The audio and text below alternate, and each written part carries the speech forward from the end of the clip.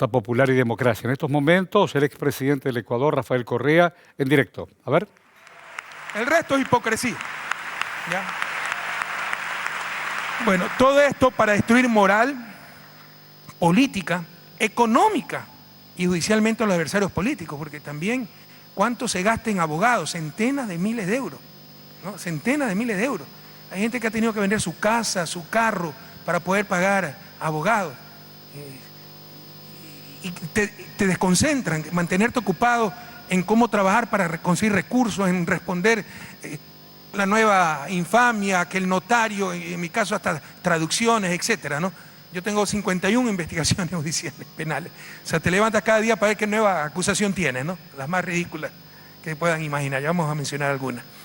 Se aplica especialmente, miren que yo especialmente a dirigentes progresistas que han ejercido el poder. Una condición es haber ejercido el poder. Porque si tú quieres fastidiar cuando has ejercido el poder, cuando alguien ha ejercido el poder, lo vas a lograr. Es tan enmarañado y tan contradictorio el sector público que siempre vas a buscar la coma que faltó, el punto, y eso lo agigantas y dices que fue corrupción para beneficiar a tal persona, leyes contradictorias, etcétera. Y especialmente, porque no es únicamente. Recuerden el caso, por ejemplo, de Alan García.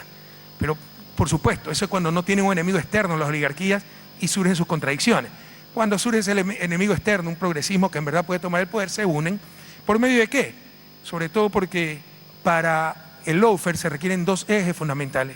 El uno, el mediático, y eso pertenece a las oligarquías en América Latina. Los medios de comunicación son propiedad de la oligarquía y el principal instrumento para mantener el statu quo, ¿no? Te destrozan con campañas mediáticas, ¿no? Que todo es corrupción. Usted va a Ecuador y pregunta, ¿ha habido sobreprecios? Todo el mundo les va a decir que es sobreprecio. No hay un juicio de sobreprecio en mi gobierno. Pero hicieron creer a la gente que el reajuste de contratos, si una carretera costaba 100 inicialmente en el proyecto y acaba costando 120, eso era sobreprecio. Entonces, son barbaridades así. En la repetición está la demostración y la gente se convence de esas cosas. Y el otro es el eje judicial, que responde al eje mediático. Jueces que por temor o por abierta corrupción solo copian lo que dicen los titulares. Y por eso esto sobre todo contra dirigentes progresistas, porque, insisto, ese instrumento fundamental, ese eje fundamental, que son los medios de comunicación, pertenecen a las élites latinoamericanas que son de derecha y de extrema derecha. Pero puede haber contradicciones entre ellos también. Y es una estrategia regional, ya lo mencionaron. No hay casualidades en América Latina. Así como el Plan Cóndor, la dictadura en Uruguay, Argentina, Chile, no fue casualidad.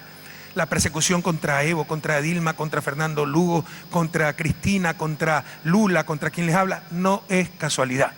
Esto es por lo menos tolerado por la embajada, sino directamente impulsado por la embajada de Estados Unidos.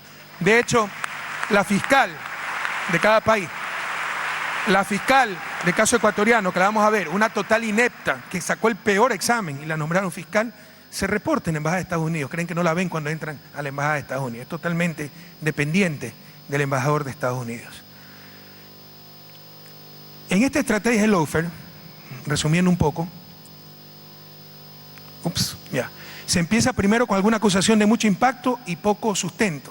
Nosotros hemos tenido casos judiciales por mal uso del avión presidencial. Un jet ejecutivo de 13 personas, después compramos uno de largo alcance, pero cuando era el corto alcance, un Legacy, para ir a Europa tenías que ir normalmente a Quito, Fortaleza, Cabo Verde y Roma, Madrid, donde sea tu destino final en Europa. Pero resulta que Cabo Verde es un paraíso fiscal. Entonces luego dijeron que no se habían registrado las maletas. ¿Ya? Entonces ya te crean la narrativa. En el imaginario de la gente sencilla le hacen creer que viajábamos a paraísos fiscales con saco de dinero, porque además en los paraísos fiscales se lleva el dinero físicamente. Y por supuesto, el culpable era el presidente. Y tenemos juicios penales por mal uso del avión presidencial. Cuando el avión presidencial está a cargo de las Fuerzas Armadas. Ellos son los que hacen la ruta, hacen todo, ¿no? Entonces, se empieza primero con alguna acusación de mucho impacto y poco sustento. El caso Soborno lo empezaron a llamar arroz verde. Odebrecht puso presidente y se dieron cuenta que metieron las extremidades, porque el supuesto soborno de Odebrecht era el 2014 y la elección presidencial era el 2013 y luego cambiaron. Pero fíjense, se dice soborno 2012-2016. ¿Por qué? Porque detrás de todo eso estuvo Lenín Moreno, que fue candidato en el 2016.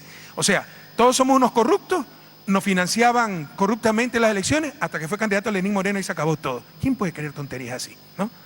Luego viene un bombardeo mediático que aniquila el apoyo que pueda tener la víctima escogida, y la manipulación mediática es impresionante y hace que hasta la gente más noble aplauda la más grande canallada.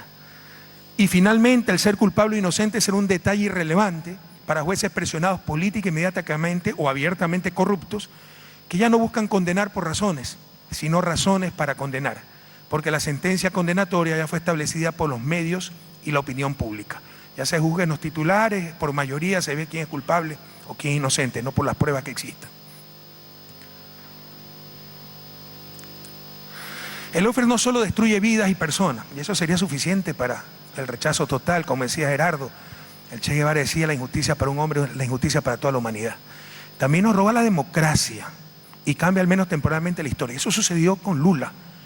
Cuando un corrupto como Moro metió preso a Lula, no solo le robó la libertad a Lula, le robó la democracia a Brasil. Modestia aparte,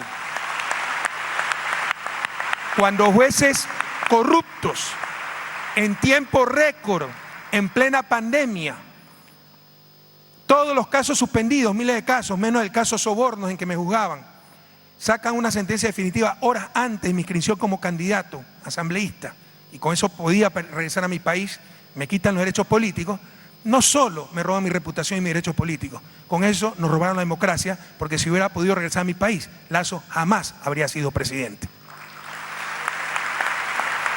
Empezaron con el caso de Brecht. Bueno, ahí está hablando quien fuera presidente del Ecuador. Es algo interesante cuando hablaba del lawfare y de los medios monopólicos.